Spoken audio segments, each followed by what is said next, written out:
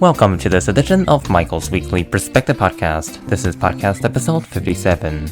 In this podcast, I'm going to celebrate the birthday of a blind inventor. And then at the end, I'm going to speak to a Braille Transcriber. That's all for this edition, and stay tuned.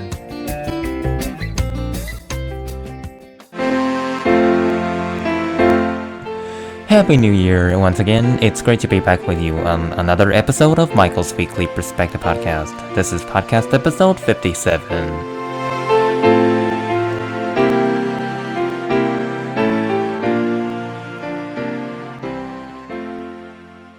In this podcast, I'm going to celebrate the birthday of a blind inventor, and then at the end, I'm going to speak to a Braille Transcriber.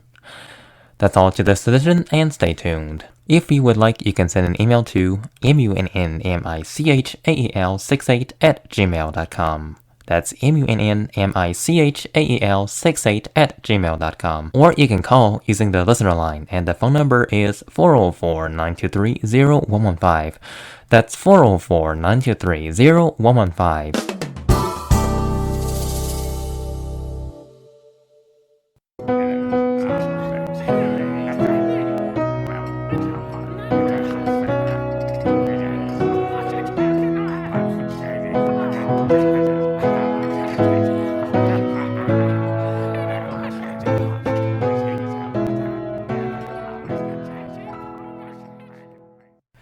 Happy birthday, Louis. Because of the writing system that you had invented, it created opportunities for a lot of us blind peoples like you and me. Louis Braille was born on January 4th, 1809 and died on January 6, 1852 at the age of 43. He was an inventor of the writing system Braille. Let me now read you a letter that was written in 1996 to Louis Braille by this guy named Pedro Uridas. I'm just going to read off a few paragraphs from this letter because it is a long letter, so I hope you get the point when I finish reading the letter. The letter says, "Dear Louis, any number of people think that I've lost a screw somewhere. With this peculiar habit I've acquired lately of writing to celebrities that has passed on into another dimension. And so it is. Last November, I sent a letter to Valentin Howie from Paris in which I let him in on the triumphs of difficulties that blind people are having the world over to find jobs. By the way, I think you'd like to know that it was published in March in a French magazine that bears your name. I'm going to see if there's a way I can get you a copy via internet because I'm sure you have access to the net that you haven't been told as I have. I'll have to wait another month for the connection. Louis, something saddened me and others simply annoyed me. There were and still are people who don't understand how valuable your system is and are always on the lookout for something to replace it. How stupid, I have to confess that the first time I set my fingers to a page written in your code. I must have been about 10 at that time. I was truly dismayed thinking that myself that I'd never been able to decipher that chaotic scramble of dots, but a few months after I've been in one of those so-called special schools, I cleared that psychological hurdle and had begun to read by touch rather effortlessly. It is probably true that while perhaps not always explicitly people are ranked according to their sensorial capacity and sense according to those who think like that, people who can see more or less normally are better than those who see very little, and those that see little are better than those who cannot see at all. Whenever an adult or child have some remaining vision, no matter how little, they are advised to learn to read print. Often, neither they nor their families are even informed the existence of Braille. I must point out, in all fairness, though, Louis, that in the olden days, when I was in school, children who could see quite a lot were obliged to read your code with their fingers, which had its drawbacks. Since that, of course, did not appeal to them at all. They preferred playing football to studying. End of letter. I agree with everything he said. Louis Braille once had a quote saying, "Braille is knowledge and knowledge is power." This is true because with Braille, you can learn the knowledge And if you know the knowledge, you are a powerful person. I was first taught how to read and write in Braille when I was 8 years old. I first was exposed to English Braille, grade 1, and then when I was 9 years old, I learned how to read and write in Chinese Braille. And then in 2014, when I moved to United States, it took me 3 months to master the contracted Braille, eBay, English Braille American Edition. And then in 2016, I was able to transition to Unified English Braille without a problem because I have no problem reading contracted Braille. Although I did took the Hadley's course Transition to Unified English Braille just to make sure that I have the concept solidified in my brain. Braille has completely changed my life. When I first learned Braille, I learned how to write Braille using a slate and stylus. Nowadays, I do my schoolwork mainly on my computer, along with a refreshable Braille display. The problem is, Braille displays nowadays only have one line, and if you want to go to the next line, you have to press the panning button. This can be very complicated for those of us who use English as a second language. Just to let you know, I am a person who's bilingual with Braille. I can read both English and Chinese Braille without a problem.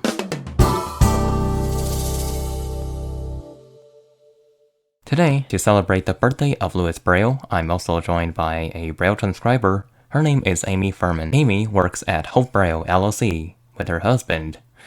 Amy, welcome to the podcast. Thank you, Michael. Before we get into details of how Braille is being transcribed, can you give my listeners some details about you? Absolutely. I'm a Braille transcriber. I started out as a school transcriber in my 20s. And then when my eldest son was born, I became a contract transcriber. I have been just about everywhere at this point that there is Braille when it comes to the education system. I've been in the classroom, I've been out of the classroom, I've been on site, I've been off site. I've worked in IEP meetings, I've worked outside of some of those IEP meetings to get the students what they need. That's fascinating. So how long have you been working in the industry? I have been working in the industry personally for nearly 20 years. Okay, for nearly 20 years. In our message exchange yesterday, you said you were vetoed by the Library of Congress in the United States and CNIB in Canada. Yeah, I'm certified by Library of Congress. I was actually certified in the original code, English Braille American Edition, what we refer to as eBay, as both a transcriber and a proofreader. And then since the transition to UEB, I have gotten the update certification from the Library of Congress, bringing both of those up to date to the new code. I am also certified by CNIB in Canada as a UEB transcriber, as well as a mathematics transcriber in UEB technical. How did you got exposed to Braille? So my grandmother was blind. She wasn't born blind, but things happened in the early 1900s and she was blinded very early in life. And so for my mother growing up, Braille was a way of life. And my grandmother was a proofreader and an excellent Braille reader. So when I was young, my mother was certified. I was, 3 or 4 when my mom was certified. And she was a Braille transcriber my whole life. And so when I was in my late teens, I was about 19 years old, and I had no direction. And I was like, I think I'd like to learn Braille. And my mom was like, all right, I'll teach you. Back then, just being a certified transcriber qualified you to teach others. Now it's a little bit different. So nowadays it requires further studies. Well, I don't know that they require further studies as far as NFB. I don't know what their process is, but I do know I used to teach eBay to students wanting to learn to transcribe.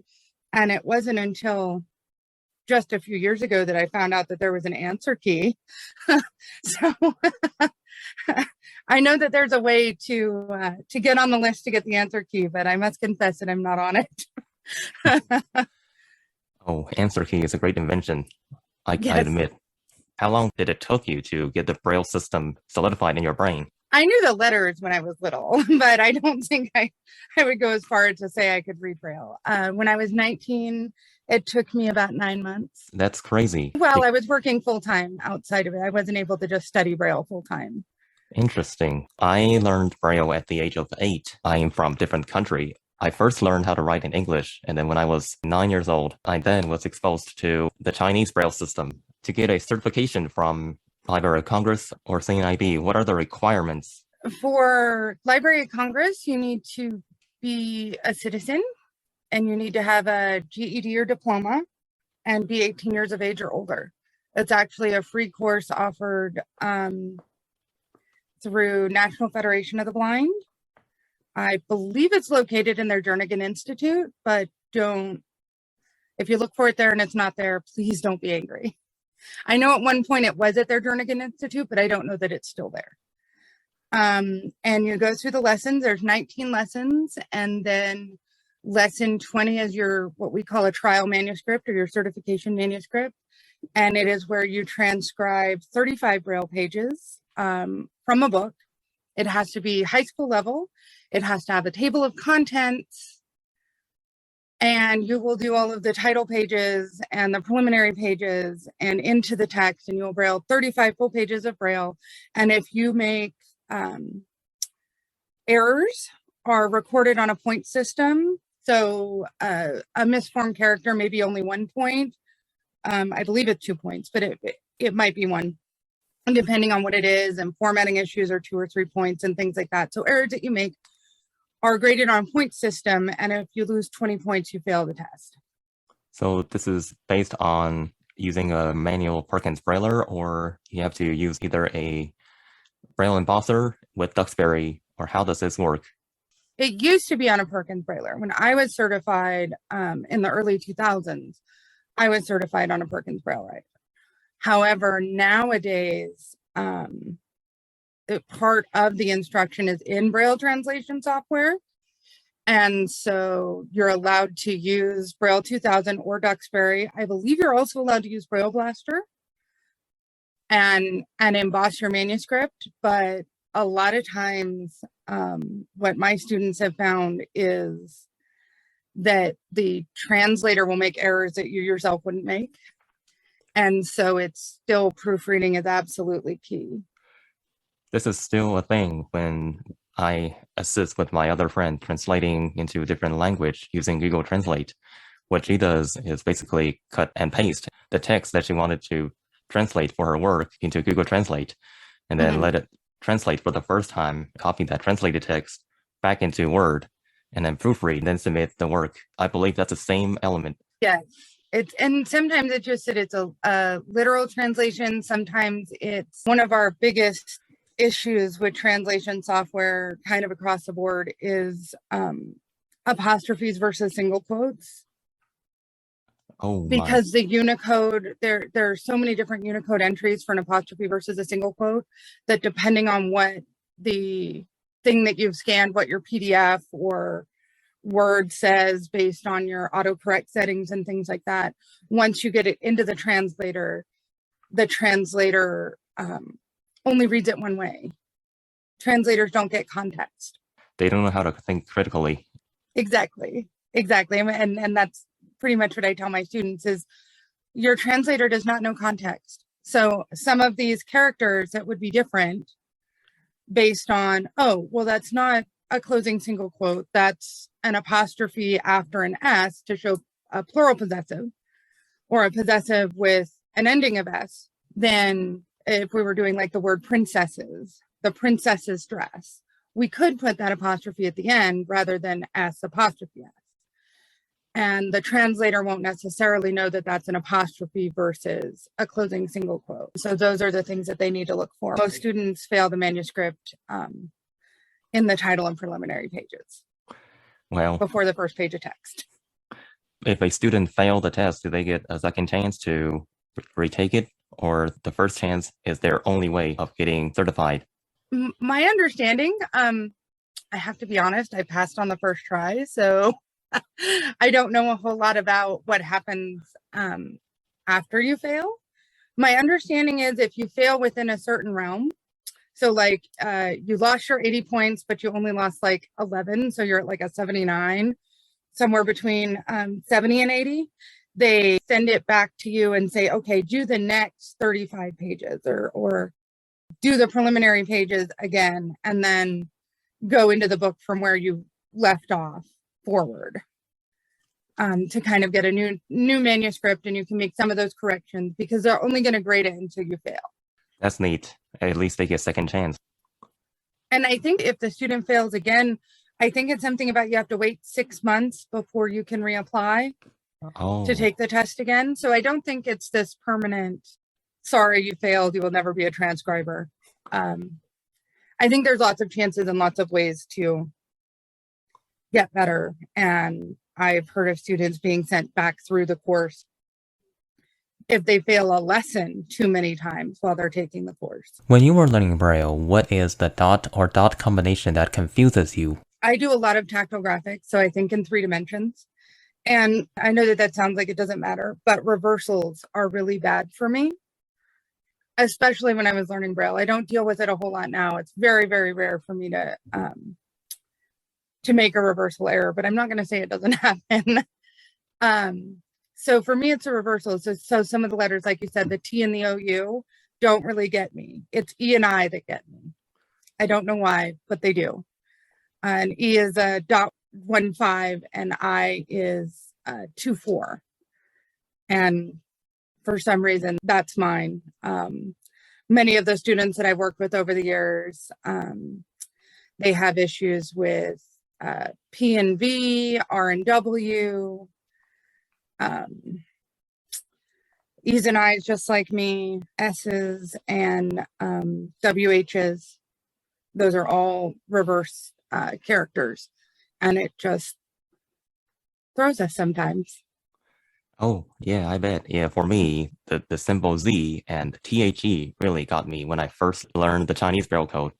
And it took years of feeling them and really drilling them into my brain. By now, I have no problem with it. When I'm proofreading, I do copy holder proofreading, so I don't see the print at all. And so I will just read what's there. And we get the giggles sometimes at some of the errors that myself and other transcribers have made, because it changes the word entirely if it has an extra dot or there's a reversal or something. Oh, yes, I bet. So in order to be a certified transcriber, how many words per minute does a person who's getting into the industry have to really write? Typing wise, I don't really know. I have students that work really slowly and I have students that work really quickly. And it ends up being a trade-off. You can have speed but less accuracy, or you can have accuracy and less speed. And it's really finding your own comfortable place where you're transcribing and reading at a place where you're not making errors, because that's really our ultimate goal as transcribers, is to be error-free, so that the end user doesn't look up from their work and go, what? What was my transcriber thinking? I have no idea what this means. Oh, yes. Yeah, I am definitely a very fast-paced person, and to the point every time when I took a math assessment at finals or midterm, I wanted to get it done, so I just keep putting Braille on the paper to the point that I kind of forgot to look back. What is the correct answer? And a lot of times make me get point deducted. I hear you.